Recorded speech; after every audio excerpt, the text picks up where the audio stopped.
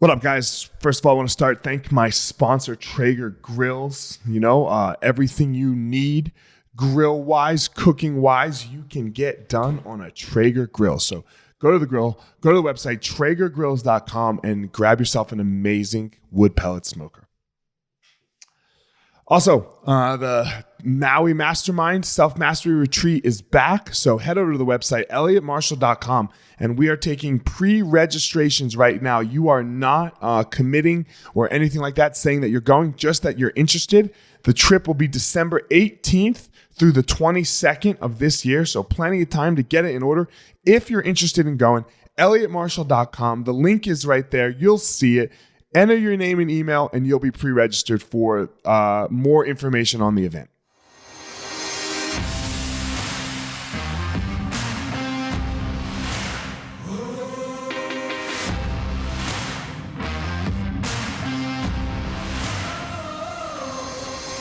What's up, my ninjas? This is former UFC fighter Elliott Marshall, and this is the Gospel of Fire, where we are going to learn how to go into the fire so that we can find our power and live the best life possible.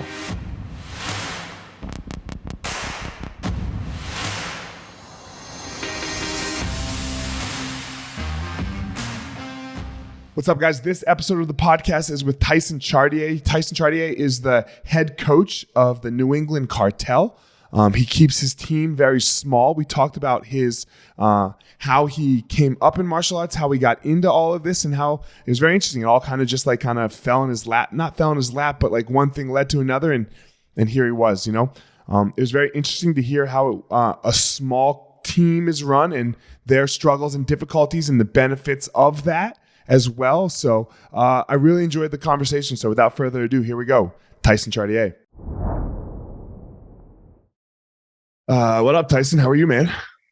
Not bad, man. Just getting ready to do this and then get some guys cut weight at my house for some fights tomorrow night. So, yeah.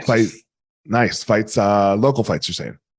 Yep, it's actually Calvin Cater's promotion, Combat Zone. So he does shows in New Hampshire like 4 times a year and then twice a year in Mass. So we get a lot of the up-and-comers fight for him. So it's kind of nice. That's cool. He has his own promotion and he fights. Yeah, so he actually fought for them, like, I want to say 12 times before he was in the UFC. And it was his older sister's best friend owned the promotion. And then he ended up fighting, I don't know the exact details. It was like 2, 3, or 4 times where he fought for free. Because Calvin was a big ticket seller, where he would sell like $20,000 worth of tickets, like locally. And I think he fought for them for like free a few times to buy the promotion. That's how he got the promotion. Fought for free to buy the promotion. Wow. Yeah, because I've never heard of that. Yeah. So I'm gonna have to do a podcast with him just to talk about this subject. It's funny because I got a text message last night from Brendan Shaw's producer Chin, the guy that runs the Fighter and the Kid, and he was like, Tyson, Calvin's spouting off on Calvin right now, talking about how he's like grew up a rich kid and he bought this big promotion and all this stuff. I'm like, hold up, like Calvin's not rich. He grew up with a single mom and he does have a promotion, but he literally like fought for free to buy the promotion. It wasn't like he just had loads of money, so he dumped it in. So there's always that misconception out there about Calvin that, he grew up super weird, like mega rich, like, cause there's a golf course in Massachusetts that like part of his family owns. So everybody assumes that he owns it and he owns a country club too, but it's just a misconception around him. So it ends up being funny that everybody always thinks he's loaded, owns a golf course, and just bought this promotion with all that money. But yeah, it's so weird. Even if he did, fuck it, who cares? I know. It's just funny that like even when I first met Calvin, the coaches I was around, they were like, "Oh, Calvin's super rich. Like, just bring Calvin out; he'll pay for his own room, and then we can have a second coach's room." And I'm like, "What the fuck? How much money does this kid have?" And turns out he's probably one of the hardest workers I've ever met, and definitely did not come from money. It was him and his brother and sister grew up with a single mom, and she's a legend. She's great. So that's crazy. That's crazy that anyone even gives a fuck or bring Calvin out because he'll pay for his own room. That's those are people, Those are people, yeah. Anyway, let's get back to you. This martial arts thing. So you are the head coach of one of the most successful teams in the world, in the country, but it's very small, right? Like you don't do this big MMA team thing. Like you keep it small and tight. I want to start with though how you got into martial arts. Like what was your introduction into it, and what made you you did I don't even know, did you fight ever, and all of that stuff. So where did it start for you? So I was a high school wrestler, and then played football in high school and football and wrestling in high school. Then went to college, and I was supposed to go to college to wrestle, but I was a wuss, and I had a girl for like 3 or 4 years. I didn't want to leave, so I stayed local. I ended up going to Southern New Hampshire University. Before it was New Hampshire College, and no one knew knew what it was. But now you see all the Southern New Hampshire University commercials. It's like Phoenix Online now. Oh, there actually is an actual like university there. It's not just an online thing.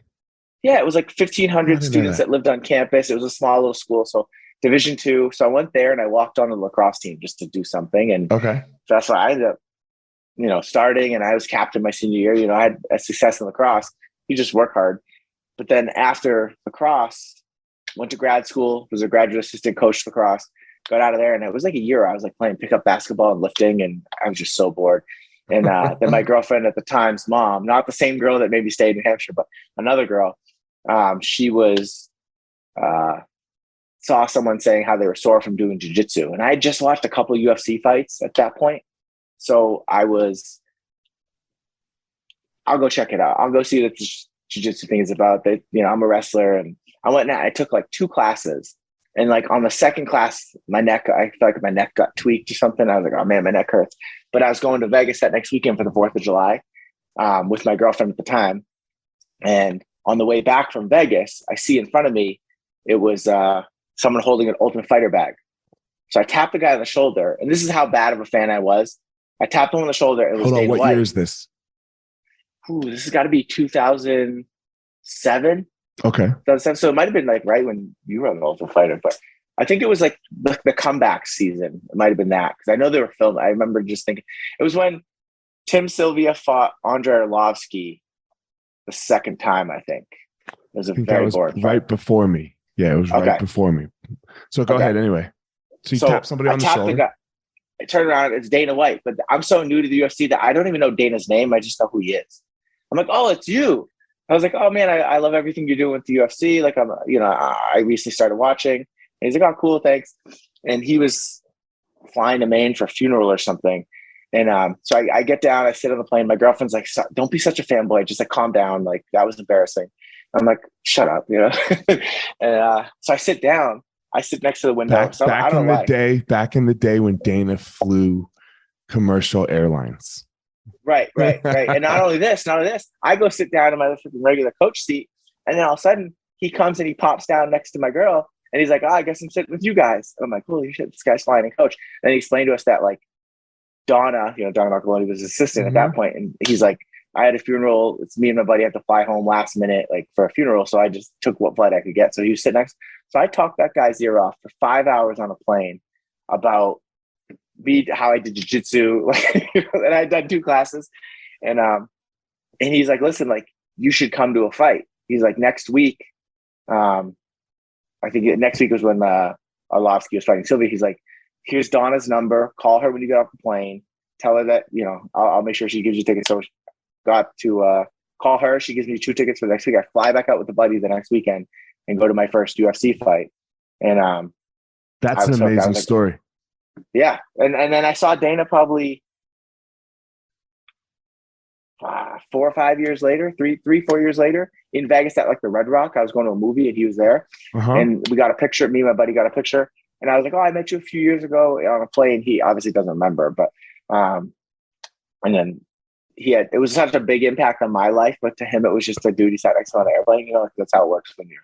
It's so interesting how those things happen, right? Like just in general in our lives, like you don't know when you're going to change someone's life, and and like Dana White literally changed your life. Yeah, it was like very like serendipitous. It was like it was supposed to happen, this and that, and then I went out there and I saw the walkouts, and I was like, oh my god, like this would be a rush. I'd love to do this. And then when I get back to training, I start training a few months, and then one of the kids I was training with was like, I'm getting ready for a fight. Can you spar with me? And I'm like, well, what's sparring? And so I start sparring with him, and he asked me to corner him because he was fighting a grappler. So I was like, all right, I'll corner you. And I went to my first local fight with him, and I was like, I gotta fight sometime. So I was like, my goal is to just have one fight, and I think I ended up having 8 amateur fights and 7 pro fights. And I never had any delusions of going to the UFC or anything like that. I was like, I didn't even start training until I was like, I don't know, 25, something like that. And my first fight, I was 28. And so I was just doing it for fun. And then just kept helping teammates get ready for fights. Next thing you know, I'm cornering everybody. Next thing you know, people are asking me to get them fights because I just got myself fights. That's how I started managing guys. It was never like, none of this was on purpose. It was just little, remember the movie Slumdog Millionaire? Uh-huh. You see like how he knows all the answers. I feel like that was my life in MMA. It was like all these random things happened that like turned me into a coach, that turned me into managing guys, and that turned me into even doing MMA. So it was, looking back, it was like the perfect storm of a bunch of coincidences that led to me doing what I'm doing. That is a crazy story.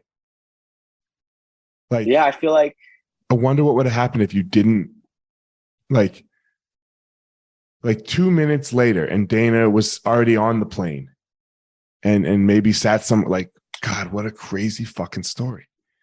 Yeah. It's, yeah, no, it was, and how nice he was. That was back when Dana probably had more time. He was just such a genuine dude that you could tell loved the sport. And I don't think that's changed. I think he loves the sport. Well, I think he's just so busy. Right. When you're that busy and you have that big of a responsibility and that much more people depending on you, now at that point, like, you're kind of like the chip off the shoulders trying to prove this isn't cockfighting. Now it's like, all right, we have shareholders to do this and sponsors and this and that, I think it's just, you're in a different point of your life. I can only imagine, because, I have a business partner and it's just the two of us that own the schools, and everyone like people will get mad at us. Right. Like, I don't want to get into the fighter pay argument, or we can. I think fighters should make more without a doubt. But everyone does like business math. They go, oh, you have 1,000 students here at $200 a month. That's this much money. Take 50 grand off for expensive or 30 grand off for expenses, and that's all there is. And then you guys get the rest. And it's like, yeah, no. So I can't imagine what that's like scaled up, for Dana, and he is stupidly rich. I can't imagine what that's like either. Like, just to have that much fame and that much power and what comes your way, Yeah. I mean, we don't have to agree with everything he does and all the decisions, but sometimes I wonder, like, we don't have to agree with everything he does to appreciate what he's done, and I think a lot of you guys wouldn't have had the platform that they have. We're on ESPN now, that doesn't happen without Dana. And so it's like, he's definitely like, on the Mount Rushmore of MMA in terms of total impact on the sport, like, easy. I think he is the Mount Rushmore. He has to be. Like, I don't think there's anybody else, right? Because what he did for the sport, I don't know that anybody else would have done it. You 100%. needed that character. You needed his kind of bullshit attitude and things like that, right? Like, yeah, like I'm too nice of a guy. Like, it wouldn't have happened. So I'd be overpaying everybody. Right. Yeah, me too. Me too. Yeah, me too. So, all right, back to you. So you have your 15 fights, right? You said 8 and 7, something like, what was the transition like into coaching, or was it just kind of seamless? Like, did it just kind of go? It was pretty seamless. It was, I had all my amateur fights, and then friends started asking me, because I wanted to leave an impact on the sport. I remember talking to local promoters, and pretty much back then it was like every fight card was pretty much all pros and some amateurs. Back then, you didn't know if Calvin never even went amateur because he didn't know you could, And then there was starting to like put like pro-am shows on where it was like some amateurs, and then the focus was always the pros. And then they started doing a little bit more amateurs. Like I had, I started out, I think 6-0 locally, and then 7-0 locally. And I remember when I was like 3 or 4-0, I was like, hey, do you guys do amateur titles? Because I was like, I never really had any visions of going pro. I had a desk job. I was working in tech sales. I can't be going and getting my face sliced up with elbows and get my teeth knocked out. So I was like, this is just a hobby for me. Like, I would love to get a belt someday, and just have something to show my kids one day. And they like laughed at me. They're like, why would we do amateur titles? That's like the dumbest thing you could do. And I was like, well, there's not everybody that's doing this to try to go to the UFC. There's people that do this as a challenge, as a hobby. And, there's different motivators for everybody. And I think there's a big market for that. And they were like, no. So then I finished like 7-0, and then I went out to Vegas and fought for Tough Enough. Fought for a title there. That was my first loss. But then when I came, like my phone rang the next day, and it was a local promoter. He's like, hey, we're going to start doing amateur titles now. We'd like you to fight for our first title. And I was like, my job is done here. I'm going to turn pro now, and then now you look back and all these guys that like were in the same position as me have a platform now to go and actually make money as an amateur. These guys are making 50% ticket sales, making $10,000, $15,000 in an amateur fight with sponsors and this and that. And they get to have a belt. And, there's unfortunately now on the manager side, I made my job harder because pretty much every show is, 12 amateur fights and 3 pro fights, because you can make way more money on the amateurs. They sell more tickets. You don't have to pay them. But yeah, that was really my goal. And then as I was doing that, guys were asking me to get them fights. Hey, can you get me one fight? Can you get me a fight? Next thing you know, I'm getting all of my teammates fights.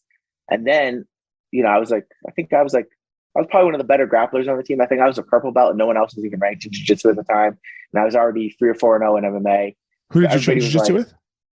I got, it was under, technically I'm under like Daniel Gracie and Giuliano Coutinho. It was Roberto Maia, Boston Brazilian Jiu-Jitsu. Yep. And then he had a satellite school, which was Danny Morera. And that's where I got my purple belt from, North Shore Brazilian Jiu-Jitsu. So I got my purple belt from him. I think I got my purple belt in like 2.5 years or something. I was like, because I was training like 7 days a week doing privates, and got my purple belt there. And then that's when I started training at the MMA gym and just started getting all my teammates fights because hey, can you get me a fight? Can you get me a fight?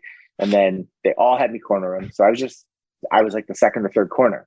And then little by little, it turned into taking on more responsibilities like, hey, can you run this practice? I'm out of town. Or can you just, next thing you know, I'm running the whole fight team and I'm getting ready for my own pro fights. But if there was an odd number, I was like taking rounds off because I was like, all right, these guys, this is what they do. This is just a hobby for me. So early on, is like I started prioritizing my teammates over my own schedule because I felt I don't want to be the selfish guy running the class, but then getting my rounds and making other guys sit out. So I was just like giving them the rounds, and cornering guys. And the next thing you know was Rob Font got into the UFC. And next thing you know, now I'm managing a UFC guy, cornering a UFC guy. So are you full on managing Rob at this point? Yeah. So I was technically called a manager until 5 years ago. Everybody just called me. I cornered everybody, but I was always just known as, Tyson's our manager. And other people were called coach. And then when we broke off 5 years ago, we made a change, started the Cartel. And that's when I finally started getting called a coach. So before that, I just had TopGame management. And I was managing I keep that small too. I got like 30 guys. And Rob was the first guy I got in the UFC. And then when that happened, a lot of the other schools from New England, the coaches I was friends with, started talking to me about their prospects. Hey, can you help me with this guy? Can you help me with this guy? And that's how I started managing guys. I have a question for you. Do you only manage guys that you coach? No. So I only coached 4 guys. Right. But on purpose. So I managed like 30. And even that is like, I don't really recruit. It's like just kind of I just had Emily Ducote beat Jessica Penne in her UFC debut. She was the Invicta champ. I managed her because when I was in Oklahoma City for a UFC fight, I had reached out to a local gym to see if we could train there for the week. Me and that coach stayed in contact. And then about 1.5 years, 2 years ago, he reached out. He's like, hey, I got this girl that fights in Invicta. It's actually his girlfriend too. And now it's his fiance. He's like, could you help me manage? I think, it'd be nice not managing my fiance. And so I started managing her. Does it coach his fiance? Yeah. Yeah, so that's terrible too. There's too many things. So he's like, could you take on the manager role? So that's how I started managing a girl at Oklahoma. I know Tony Martin was from Minnesota. And his coach was Brock Larson. So he's got a bunch of young fighters out there. That's how I started managing like Maurice Green and some of the people out of Minnesota. So it's just let me ask you a question. What do you do? I know, for example, ours, like just an easy situation. Like the manager that a lot of my guys use is Lloyd Pearson. Vayner Sports. I love Lloyd. And sometimes he has to have guys fight each other. How do you have you run into that yet? Like where? that would be a good problem to have because it means that they would probably be in a contender fight in the UFC. Okay. I've never ever had guys fight each other, but I only got 30 guys, and that's by design. Like I'm not trying to. I didn't get into this to do money. You know, my wife hates that, but like I didn't get into it to do money. I got into it to help my friends, and then like there's no need for them to fight each other unless it was like, let's say Rob and Calvin were in the same division, and they're like, listen, you guys have to fight each other. The winner gets a title shot. That's a conversation the three of us would have, you know? And I think the only other scenario where I've said this before is like, if I had a guy on a UFC fight week that his opponent pulled out 2 days before the fight, and the only option was to fight one of your teammates that was already there, something like that, that would be a conversation we'd have to consider because my guy here still needs to fight. This guy over here can get in the UFC. It's like, it's up to, at that point, it's up to them. I don't tell them what they're doing. I give them the option and they can decide together. But yeah, it's not something I try to do. And if I ever had to do it, it would be an extenuating circumstance. Like, hey, these two fight each other for a title shot, or he fights him, he gets in the UFC type thing. But so the only other way I could see it. Yeah, go ahead. Sorry. No, go. I would say the only other way I could imagine it happening is if like Shelby or Mick was like strong armed me into it to get two guys on the Contender Series or something. But if they were like, this is a fight we really want to see, but that's not, you know, that's not ideal. And I think as long as you don't scale too big and go too deep at too many weight classes, then I think it's usually a problem that is for the most part avoidable. This scaling thing, this keep it small thing, like you said, you only have 4 guys that you coach. I've always wondered, how do you do it? Because like what happens if somebody can't train? Like what happens if 2 guys can't train, but then you only got 2 guys? Well, that's the benefit that I have of like also managing a lot of the top prospects in the Northeast. So like for the most part, we have a bunch of people that are begging us to train, like UFC fighters that message managers reaching out saying, hey, I'd love so-and-so to do a camp with you guys here. And we say no, you know, like we'll bring people in I'll bring people in if it's good for the team and it's good for my fighter. It has nothing to do if it's good for me. Okay. You know, so like explain the team first. So who are the guys? You got Cater, you got Font. Yeah. Cater, Rob Font. And then the 2 guys fighting tomorrow night is Nick Fiore, he's like one of those 24-year-old phenom black belts that, you know, they're coming up. He's 24 years old, 4-0, 4 first-round finishes tomorrow. And then he's actually Rob and Calvin's jiu-jitsu coach. So he's like got a multi-role in the team where he's one of the teammates, but he's also like, he's their straight jiu-jitsu coach. And then Tom Pags, he's 3-1, 3 first-round finishes. Then he just came off a split decision loss against another prospect about a year ago. And he's fighting tomorrow night. College wrestler, good striking. You know, he had 3. And are they all around the same size? Yeah. So okay. Calvin's a 35er who's a big 35er. Sorry, Rob. Calvin's a 45er. 45er. Tom's a 45er, and Nick's the 55er. So they're all Nick's right a little bit bigger. Yep. And then a lot of the other guys that I manage in the Northeast, a lot of them want to come and train with us. So we'll bring in certain people. Like Connor Matthews just fought on the Contender Series Tuesday night. He lost to the guy with your last name, Marshall. Tough fight, and I manage him. So he'll come in and spar with the guys. Like we use him depending on who we're fighting. We'll bring in different guys I manage to spar with these guys, and it's good for them because they get experience sparring with one of these guys. My guys aren't dicks when they spar. They don't go hard. They're not going to hurt you. But they love being in the room with these guys. My guys get to go with like a young up and coming hungry kid that wants to try to prove something.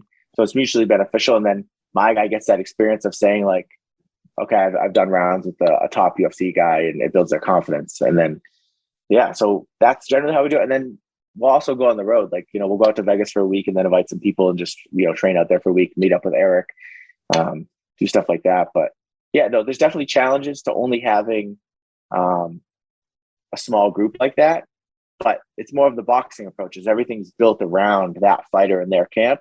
And then the teammates are expected to chip in. Where it does get hard is like when people are injured. You know, Calvin's fight was a bit of a challenge where Nick had hurt his shoulder. Tom was able to do camp, but Rob's still resting from his last fight. And so it was really like we had light days. We still got the work in, but it would have definitely been better if we had, Nick wasn't hurt and Rob could chip in. Yeah. So how does and how does Calvin not get frustrated then, for example, when in situations like that? Like, how do you keep him getting that good work, I guess?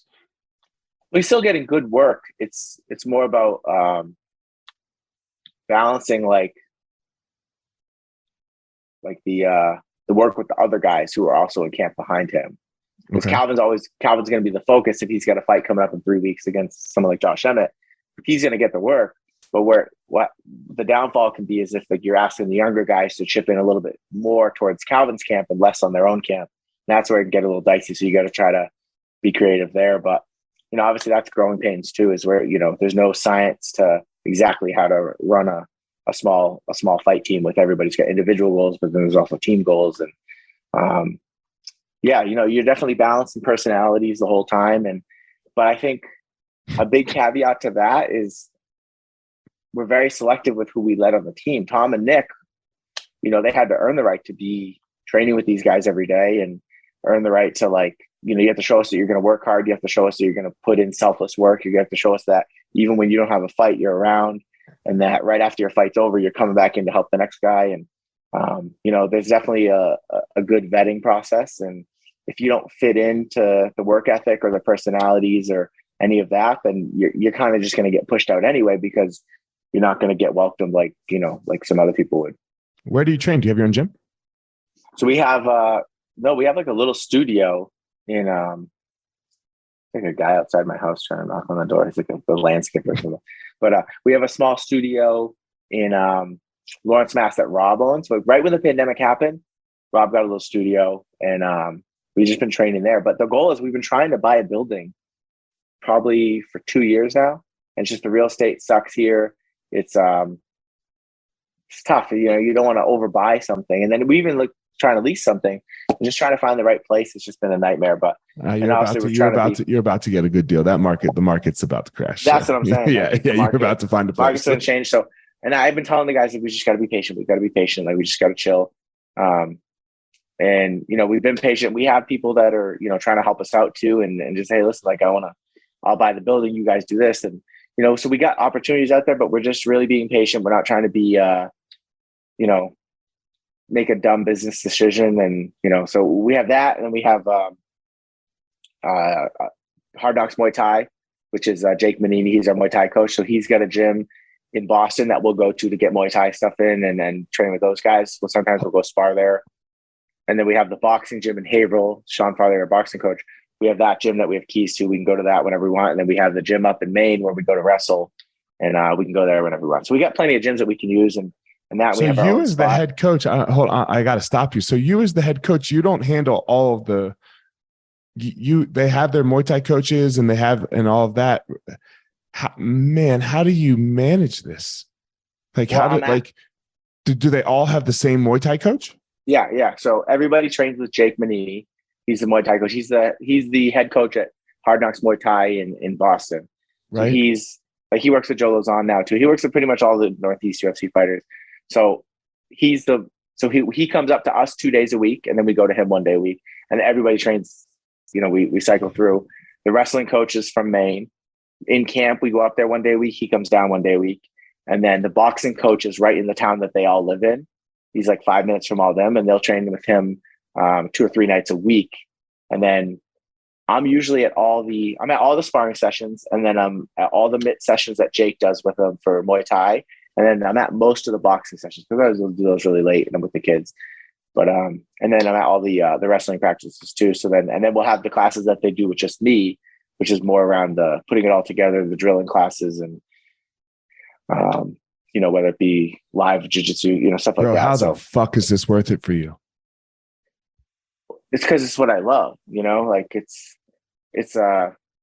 what they say is like find something you love and you'll never work a day in your life, and that's really what I feel. And you've been on a team before, that brotherhood you feel with like your teammates. Like, unfortunately, time just keeps moving, and my days of fighting are done. And I found a new way to fill that competitive void. Is I'm with these guys in the trenches. Like I always say, I'll talk about Calvin like that. We have one of the best jabs in the UFC, and people are like, what do you mean we? I'm like, well, I'm in it too. I feel like this is I'm just as invested as these guys are. Like I like to say that. I don't know if it's true because I'm not in their brain, but like you couldn't care more than I do about these kids that I coach and about the challenge of it. And then there's the whole game of, who you're coaching against and who can come up with the better game plan and, and then coaching in the fight, but then putting the best camp together and trying to be creative with getting like the best out of these athletes. Cause it's not just saying something, they have to believe what you're saying. You have to be prepared too. And then you have to say the right thing, like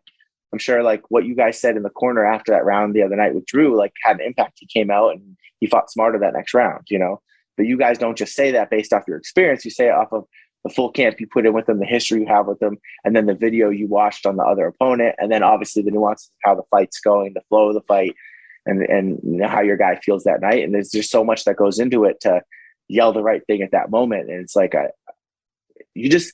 you ever feel like more alive than when you're in that corner and you're just screaming and the fight's going, the crowd's roaring? That's like where I feel like that's like my happy place. The only time I've ever felt more alive is fighting. Right. Like, but that's over. Right. That's what I'm saying. So like, I don't have that anymore. So this is my fighting. It's my fighting of I'm going in against, like we fought Cody Garbrandt and he had Mark Henry running his corner. And I'm like, all right, motherfuckers, like you guys want to talk about Mark Henry being the best strategist in all of MMA and he's the smartest guy and this and that. And we're going to come in with a better plan than him. We're going to execute better than him. And I know that's not really how it works. Mark Henry's, it's not me versus Mark, but you put that chip on your shoulder and I'm like, we're going to outsmart this motherfucker. And it's like, and then you go and you fight someone like that. And then you see the flow of the fight and then you get feedback from the fighter. And then you go back and watch the tape and you're like, damn, we made better adjustments, and that's not a knock on Mark or anything. It's just, I felt like that fight was our night. We made great adjustments. We were always one step ahead of them. We kind of had an idea of what they were going to come out and try to do. And we were right. So it was like, that gives you that confidence of like, all right, we're doing something right here. So this is how I feel about former fighters coaching. For example, I am not the striking coach. Like in no way am I teaching you how to do your striking. But because I fought and because I had to get very good at striking, I understand what needs to be done very well on the feet. Right. So in the fire, in the battle, I can be like, yo, we got to do this. Right. Like this is what has to happen. Now, somebody else gave you the tools to be able to do all of those things, and that's, the team that you have to form. But as far as like in the fight, you have to, the head coach has to be able to see all aspects of the fight, even though I am a heavy grappler as you are, right? Like you have to be able to be like, Drew, this is what I need. And you have to, the connection between coach athlete is probably the most important thing, I think. Yeah. Outside of, you don't want to not be skillful, obviously. But if the athlete truly believes what you're telling them is right, that's massive. Yeah. Yeah. I always say, I remember back in the day, there was a Muay Thai coach who was trying to give one of the fighters advice on the ground. And I was like, yeah. Like, this is in practice. And I'm like, hey, not your area. And they're like, well, you talk about striking. And I was like, I'm not teaching them moves. Like I don't teach someone how to jab. I tell them when to jab, and there's a big difference there. And I think I stay in my lane. Like, that's why, like when we started this whole team, I say, I'm going to bring in the best coaches for each discipline. And I'm going to be the guy that puts it all together. And I feel like I'm like, people say, oh, you're a black belt, you wrestled. Like, are you the jiu-jitsu coach? I'm like, no, Nick's the jiu-jitsu coach because he's way better at teaching jiu-jitsu than I am. He's way better at jiu-jitsu. He's more current. The young stuff, there's like these moves, I don't even know what they're called anymore half the time. I don't even understand. I don't know. Like, I feel like I'm old school when it comes to jiu-jitsu. It's like a language I don't speak anymore with the new stuff. And I was like, but I'm an MMA coach. I can put the boxing, the Muay Thai, the wrestling, the jiu-jitsu, put it all together and then come up with an idea of like, all right, what part of the sandbox can we stay in where we can use the best weapons available that don't become liabilities? Because, obviously you go out and kick a Division I wrestler to the body, you're probably getting taken down, and it's just those things, but then obviously much deeper. So I'm the one that, comes together, puts it all together, and then comes up with the game plan. And then I'll go to the coaches and I'll be like, hey, Jake, this is what we need to work on this camp. We'll collaborate a little bit. But I'm like, we're not throwing this. We're not going to do this. We need more of this.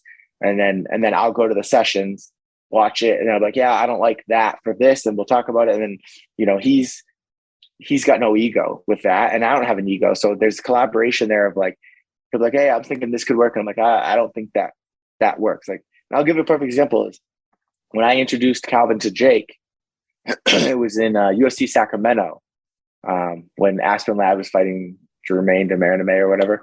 And I said, Calvin, I want you to come out with me. I had Mike Rodriguez fighting on that card. I said, I want you to come out to Sacramento with me. I'll be there with Mike for the week, but Jake's going to be there. I want you to get in a session with Jake. And then I asked Jake, I was like, hey, I'm going to bring Calvin with me to Sacramento. Can I have you get some work in with Jake? And he's like, yeah, whatever you need. I was like, and he goes, what do you want to work on? I go, Calvin has no Muay Thai triggers. I go, if he gets close enough, he's either boxing or he's wrestling. I go, if we tell him to elbow, he'll throw an elbow, but it's not going to come out on its own. I was like, I need you to like build like that close range Muay Thai weapons, the knees, the clinch, the elbows, all that stuff. And so Jake said, cool. And so then I started the session with him. I left. I let them do their thing. Got feedback from Jake, got feedback from Calvin, and then we put it together and said, all right, you're going to start working with them. And then that started happening. That was in July. That next May was when he got the elbow knockout against Jeremy Stevens. So it was like, I think 10 months. Yeah, May, June, July. Yeah, 10 months. So in 10 months, Jake was able to build a Muay Thai trigger that in the highest level of the sport, UFC 249, coming off the pandemic, on the pay-per-view, on the main card, knocks out Jeremy Stevens with an elbow, which he didn't have that ability 10 months prior. So it's like trying to bring in coaches like that, let them do their thing, tell them, hey, listen, this is what I need. You're the guy to do it. Go do it, And that's really what my job is. Right. Why do you keep it small? Like, do you want to grow it? Do you want it to go? Do you want 10 fighters, 20 fighters not as management, as athletes? Yeah. So I made a deal when Rob, like our old place that we used to train at, and he said, listen, I need to change. What do you think about starting a new thing and being my head coach? I said no. And then, he bugged me. And so I thought about it. I was like, give me some time to think. So I thought about it for like a week, talked to my wife, and I knew if I like made that change, I was going to be losing everything I had already had. Like I was like already established at this other place. I was like, how all my friends, all my fighters, all my teammates were there. Those are my brothers. But, my wife was like, well, I don't think that was ever your dream to just go there for free all the time and, not really be appreciated and this and that. She's like, I think, you've always wanted to like change things that you weren't able to change because it wasn't your call, And so then I was like, all right, you're right. I was like, so then I went back to Rob. I said, listen, I'll do this, but we have to do it this way. Because at that point, my focus was like, all right, I got Rob Font, a ranked UFC fighter, wants me to be his head coach, and our goal is to win a belt. And I said, here's how we're going to do it. And I came up with ideas like, we're going to take more of a boxing model. I'm going to bring in the best training partners, the best coaches, and everything's going to be built around you. And then he's like, well, I want Calvin to come too. And I was like, all right. So then we sat down. I said, this is how it's going to work. And I said, I'm going to build camps around you guys. We're not going to build your camps around the gym schedule. We're going to do everything based around you guys. And my main focus as a coach, until you guys are done fighting, is to get you guys UFC belts. And so everything I do is based around that. And then accidentally, I started coaching 2 other guys because they were just the young guys that were around all the time. Nick's coaching jiu-jitsu, and then he's fighting, and it just turned into those 2 guys have like what Rob and Calvin had. A good teammate coming up together, want to chase a belt, and so we get those 2 guys right behind them. And really, it's a loyalty. How are you going to say no? Yeah, you can't, how can you say no? How are you going to? No. How are you going to say no to the next person? Because this is how it builds, right? Oh, I do it all the time. No, but okay. I say that's the difference between me and other coaches is coaching isn't a business for me. It's turned into a brand. The New England Cartel, like we get sponsors, we make money, we have that. We keep it small, but I'm pretty sure we probably get more in sponsorships for the team than some of these bigger teams. Monthly endorsements coming in. We got a big bank account that just keeps building that we don't touch. And we're being smart with the money. And it's me, Rob, and Calvin are 1/3 owners each. So we did that. Yeah. So we sat down. We opened an LLC. We did a partnership agreement. Like I run the whole show, but obviously they're the faces of it. They're the talent. So we came up, it's equal partners, the three of us, and it's voter majority rules. So we always joke around. It's like, I call Calvin, he's like, let's talk to Robin. You don't have to. We're the majority, you know. But no, pretty much we all make decisions together. It's interesting. So my business is pretty much 50-50, you know.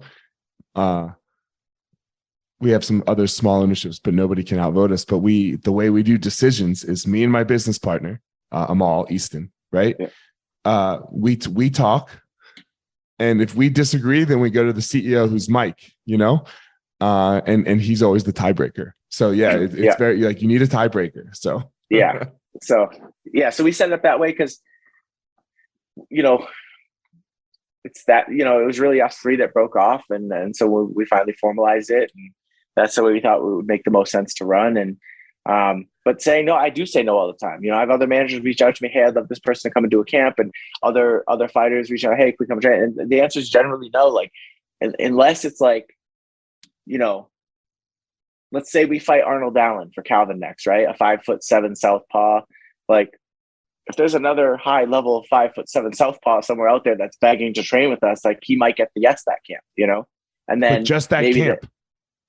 Well, if he, you know, we're not saying, hey, you're coming. We're not taking on full-time fighters. Once Rob and Calvin phase out, then maybe it turns into something else. And I'm not saying this is the best model for everybody, but the model's all built around trying to get Rob and Calvin belts right now. And it's crazy because, like, people are like, oh, how's that working? These guys, you know, they're coming off losses. But the reality is, you know, you guys got Sandhagen that offer, but that offer for Sandhagen to get the title fight didn't come until after we said no. You know, so we did get that offer to fight Jan for the title, but it was just too short notice. Rob was coming off COVID, and it did make sense. Like, it would have been 5 weeks. It would have really been 3. You saw how it went. It would have been 3 weeks of training, then 2 weeks of travel, and then you're fighting. Rob had been in quarantine for 2 weeks with him and his girl staggered back to back with COVID. Like, there was no way we could have, you know, made weight or been anywhere near what we deserved to fight for a title. So we did get that call there, and then now it's like looking like Emmett might fight for an interim title. And in my opinion, you know, we did win that fight. So it's like, if Emmett gets that title fight, to me, it feels like we got the title fight, you know? You know, I know they were right there, you know, and now it's just, you know, we got to get on another run here. But like, yeah, you think fighting, man. Yeah, you got it. Yeah. And look, let me be clear. I don't have it. I'm not with the team anymore. I have 2 fighters. So I only have 2. Yeah. Oh yeah. Fuck yeah. I literally was about to be the head coach again, like, because I had let it go and it was kind of just staggering. And I was about to do it because some of the guys had asked me, like, literally about to do it, bro, of this massive team again, you know?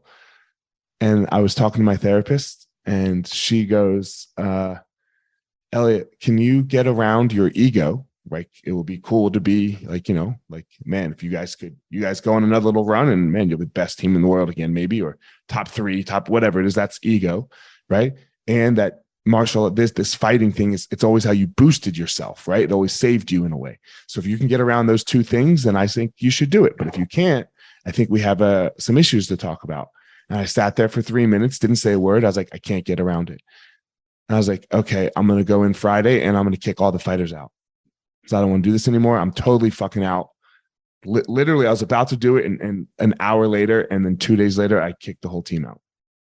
So that's how they ended up moving to, like, you guys. They're not at Easton right now. They're at a different spot here. Yeah, it's tough, man, because it's too much. If you don't, it's okay. So it's a tough dynamic in the sport that we're in, because I always say this: like, Tom Brady doesn't, like, Bill Belichick doesn't have to go to Tom Brady and ask him for his paycheck. You know, like, Bill Belichick does not work for Tom Brady. Like, it's a weird dynamic when my bosses are the guys I coach, but by definition, they're my boss. They can fire me, they pay me, you know, so it ends up being, it's tough. And then, you know, like, there's not enough money to go around already for the fighter. And then so then at the beginning, you're like this hero that's going to make all their dreams come true. Like, oh my God, like, you know, the young kids right now, they're like on the team. They probably, and I'm not saying this is with my guys, but I'll use my guys as an example. Is like they're looking at me right now, like, oh man, I get this next win, and then I could go to the UFC and I could be like, start to be like Robert Calvin and make all this money. And Tyson's gonna help me do that. And you become this like person that's gonna help make their life better. And then they go and get that first big paycheck from the UFC, let's call it $100,000. They get that money and they get that check, and instantly a switch flips and you become the person that's taking food off their plate. Like, you're the liability now. You're not the guy that helped get them there. You're the guy that's now taking what they earned. And it's just, that's unfortunately. They've never paid anything out before, right? Like they've never cut a check more than $500. Right. And so if you even took money. Right. Like, yeah. And that's the thing, even with the guys I manage, I don't charge any of the guys I manage. I don't charge them locally until they get to the Contender Series or higher. I don't even charge them anything. There's guys that I've worked with since they were amateurs that were 18 years old that, have just finally paid me for the first time. And these are fighters I'll go corner them. I'll drive. To me, it's like a long-term investment because I believe it's the right thing to do. Yeah, it's tough, man. It really is that money is the worst thing and creates a lot of enemies, and people get weird when money's involved. So money and success. Like and then they forget they forget the people that, because they kind of come hand in hand, right? And they forget the people that helped get them there. They forget the people that didn't help get them there. And then all of a sudden, once you get that success and you get the money, then it's like, the Shark Tank that we're in the UFC. The minute these guys get a ranking or a number next to their name, they get a little juice, and next thing you know, all the sharks come swimming over. You got I don't say names, but you got all these other managers reaching out being like, bro, you should have this in sponsorships now. You should have this. Oh, what are you getting paid? I could have got you this. And it's like, you're saying all these things. It's like, oh, cool. Like it's tough. You got the snakes come out. Fighting's a dirty game. Super, super dirty game. And it's a dirty game. That's why I keep the circle small. And I tell these guys when I sit down to manage them, I go, listen, like, the goal is to get a UFC title, and with that maybe comes $1 million check. If you're not comfortable at some point, think long and hard. If you're not comfortable writing me a check for $100,000, if you make $1 million, then this conversation doesn't make sense. At some point, I want you to not look at me taking $100,000 from you, meaning like right now, you're not even in the UFC. If in years down the road, we get to that point where you make $1 million, you're going to write me a check for $100,000. I want you to be excited about that. And I want you to remember this conversation, because that means that all the hope and dreams and this goals and this blueprint and this roadmap that we all worked on together, me, you, your coaches, we all worked on together, helped make that happen. So don't look at it as I'm taking $100,000 as I helped you make $9. I go, and furthermore, and I try to do this because I'm a coach too. I was like, listen, and your coaches, they helped get you there too. So I don't want to hear any of this bullshit. Like, you get there to the UFC and then you make $1 million. Like, oh, coach, can we renegotiate? Like, no, there's no renegotiating. Like, your coaches are investing time and money into you now for the hope that someday you accomplish your goals. And when you do, they deserve to get paid too. Like, this isn't like, there's no charity in this. How many times, like, are they missing Thanksgivings, birthdays, their wives' birthdays, all that stuff, their own birthdays, like holidays, Christmases? How many times are they doing that to help you get to that point? So when you get to that point, you write that check and you say, thank you for everything you've done, and I try to defend the coaches a little bit there. And because I think it's game, bro. It's a tough game. Yeah. It's oh man, it's freaking brutal. Like, I get so fired up about it because I see both sides. I see the greedy fighter, and I'm not talking about any of my guys, but like, I see the greedy fighter that wants to just not appreciate the people who helped get in there. But I also see the greedy coaches, so a couple greedy fighters give a lot of fighters a bad name. And then I see a couple greedy coaches that, you can tell they're not invested in the fighters personally. This is literally just a transaction.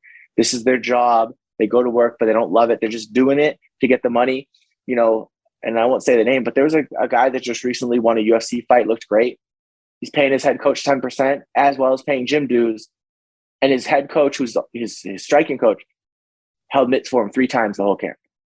It's like, all right, if that's how you want to run it, so that's why I don't have scale. Like, I don't want to ever be the guy that brings a guy to a UFC fight. He wins, he gets all this money, and then I say, hey, give me my money, when I don't feel like I earned it. Like, I have to give these guys what I wanted when I was a fighter. I was pretty much running my own camp. how to, coaches that I would show up to. I had trainers. I didn't have coaches. Mm-hmm. The difference between a trainer and a coach. Like a trainer is the guy that you can show up at 5 o'clock. You're going to hit that. You're going to leave. He's not thinking about you before 5. You're going to get a great He's workout. not thinking about you after. Yeah. And he's not thinking about you after you leave at 5:45. He's not watching video. He's not going to bed thinking about your fight. A coach, he's the guy that's like waking up, thinking about like, all right, what should we work on today? Like, here's what I want. But I noticed this yesterday. Like, I think if we do this, and then he's calling the other coaches like, hey, I was thinking this. Like, he's living your fight camp. And he's going to bed thinking about how did that session go? Like, what could we do better tomorrow? I've been noticing this. I think we got to pivot tomorrow to do that because I've been noticing that he hasn't been picking up on X, Y, or Z. What different drill could we do? Because I don't feel like the way I'm delivering it is resonating. Like, that's a coach. The coach is the guy that when the fighter wakes up at 2 a.m. and can't sleep and he's worried about his weight, he's calling you and you're giving him reassurance. The coach is the guy that's going to not go to his kid's thing because you woke up stressed out and you need to go for a jog and you don't want him to go to jog for himself because it'll mean something if you're there, like that's a coach. And I don't see, there's not a lot of coaches. And I think there are coaches with potential, but they have too many guys to actually be coaches. So then that's where it gets slippery. You turn into a professional corner. At that point, your job isn't necessarily to train fighters anymore. Your job is to corner fighters and work a fight week, which is a whole skill in itself. But that's where it gets slippery. And that's why you see all these gym changes because you have these guys that build up a gym, then get all these guys in the UFC. And now all these other guys got your attention when they were little. So the young guys see what you're capable of. And then you're in the UFC. And then next thing you know, you're working 4 out of every 5 weeks. You're gone 5 nights. And the young kids, who are they working with? They're working with the trainers that are under you. So you're not really their coach. You're the guy that's going to corner them on TV. But their coaches are the young trainers that no one knows their names. And so then what happens? That coach is like, feels disenfranchised. He's not getting paid. You're not even tipping that guy out. So that guy's like, hey, listen, I can't do this anymore. Like, I'm basically a volunteer doing all the work, getting none of the credit or the money. I don't work for free. He branches off and 4 or 5 of the fighters go with him. And that's how you see all these little factions happen. And it happens at every gym. It's up and down and up and down. And man, it's a weird sport. That's why I left. I was over it, I was over it because you can see it from both sides, right? You can see it from the little guy, you can see it from the big guy, you can see it from the middle, so it's just too much and it's too dirty. So I teach martial arts and I have my fighters come train with me. So it's amazing. I feel you 100% on this. Yeah. So I have a question. Like, yeah. I'm interested to get your take on this. Do you think do you think of MMA as a martial art? No.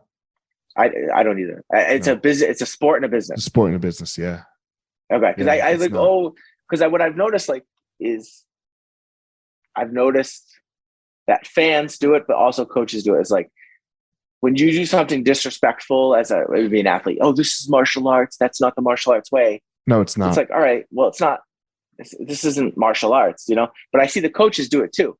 The coaches, they put their hat on now. The one day they're sorry, I can't be there for you. I have a family thing. So now they're a dad. And that's justified because they're being a good dad. But then all of a sudden they're like, hey, I can't be there. I have a business to run. I got to go do a seminar somewhere else. It's like, well, okay. So now you're a businessman. But then when you do something like you go to another gym or this and that, or do something, hey, that's not the martial arts way. That's not loyal. That's not how martial artists act. It's like, well, martial artists also don't prioritize like business and family over their martial art. Like maybe they do, but like, so it's kind of like, you can't just switch which one you're going to go through to whatever suits you. And I see that happen all the time. Yeah. It's just people don't have clear agreements. Yeah. Like, look, I'm a business person. I'm an entrepreneur, and I am going to run, like, for example, a retreat in December. Like I run these jiu-jitsu retreats. But I'm going to tell my guys like now, like, hey, December this week, I'm doing this. That's in Hawaii? In Hawaii. Yeah, I do them in Hawaii. I saw you post about that yesterday. I was clicking on, what are the dates of this? Yeah, you got to click on the next click. So like, I'm doing it like that. That's what I do. Like this is part of like this, my thing. I love it too much. I affect too many people, but that's part of my martial artist. I'm not really I don't even like to say I'm a coach because I'm a martial artist. So I approach it a little, but I think either is fine. The agreement has to be clear. Yeah. As long as the agreement is clear, then everything's okay. I think, as we wrap it up here, I always like to ask 2 quick questions. The one is kind of pointless. It's normally like, why would you come on the podcast? Because, but you and I, we're in the same field, yada, yada. So, and we have common friends. Sometimes I do a lot of podcasts with people that have never heard of me, but like they, totally out of the industry. So why waste time talking to some fucking fighter with a crooked nose? But the other one is, man, I believe everyone has a power, like something that makes them amazing in the world. What's your superpower? My wife will laugh if she listens to this, but she doesn't ever listen to. She doesn't listen to any of my podcasts. But I'd say my ability to like predict the outcomes of decisions now. Like, I think I always say it's like what makes me, and this could be long-term vision planning, like, all right, listen, that's not the move. Like if we do that, this is what's going to happen. If we do this is what's going to happen. And I generally have a high success rate with planning those things out. But then that translates to the micro level too, is like in a fight, yelling the right thing. And I really feel like my ability to like think strategically and tactfully, I think is better, because I think generally people either think tactical or strategical and not one or the other. One has a short-term goal and the other one has a long-term goal, but generally the tactical approach to winning what you need now isn't going to help you strategically in the long term. And I try to blend the two. And I feel like if I had a superpower, it's that ability to like think strategically and tactfully at the same time short-term decisions and long-term decisions. Oh yeah, man. Thanks for coming on. Tell everyone where they can reach out and if they want to contact you or anything like that. So go ahead. Yeah, just usually Instagram's probably the best way nowadays. It's Tyson_Chartier. Usually pretty active on there, trying to boost up the fighters, and that's it. I appreciate it. What's your superpower though? I want to hear yours. Oh, I have the ability to help other people find their power. When it works out, I can really, that's my superpower. I like it. Yeah. Guys, as always, don't go out in the world and try to be Tyson. He has his unique thing and how he does the world for him. Don't go out in the world and try to be me. I have my unique thing and my superpower. Go out there and find your own power, guys. All right, everyone. Thanks for listening to this episode of The Gospel of Fire. If you enjoyed the episode, I'd love a review on iTunes or wherever you are listening to this podcast. Don't forget to follow me on social media at FireMarshal205. If you are a BJJ enthusiast, check out my YouTube channel. I put all kinds of instructional videos out on there, so go check it out. My book is still out on Amazon by the same name as the podcast, The Gospel of Fire. So if you are interested, go check out that. And most importantly, guys, go out there every day, find your power. Thanks a lot. Guys, look, I get it. I totally get it. You opened a martial arts school, and man, it's kind of crushing you. There's all this other stuff to do other than teach, right?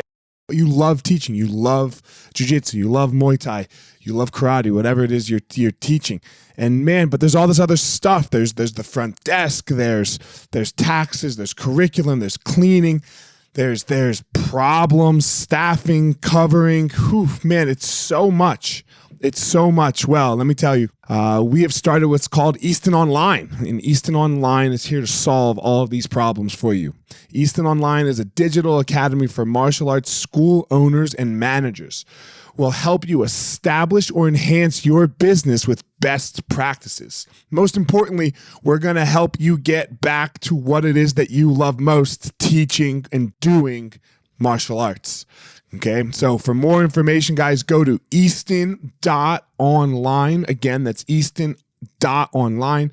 Add your email. You're going to get notified about the course launches. Our first course is going to be all about the first impression specialists, your front desk, and all kinds of stuff, special offers, promotions, as well as we started a podcast by the same name, Easton Online, that's going to talk about our process of how we went from a tiny little martial arts school to what is now 7 martial arts schools, 7 Brazilian Jiu-Jitsu Muay Thai schools, in a very holistic way that we believe kept the integrity of the art and also deals with its people very well. So again, easton.online, enter your email, and you're gonna get everything you need right there. So thanks, guys.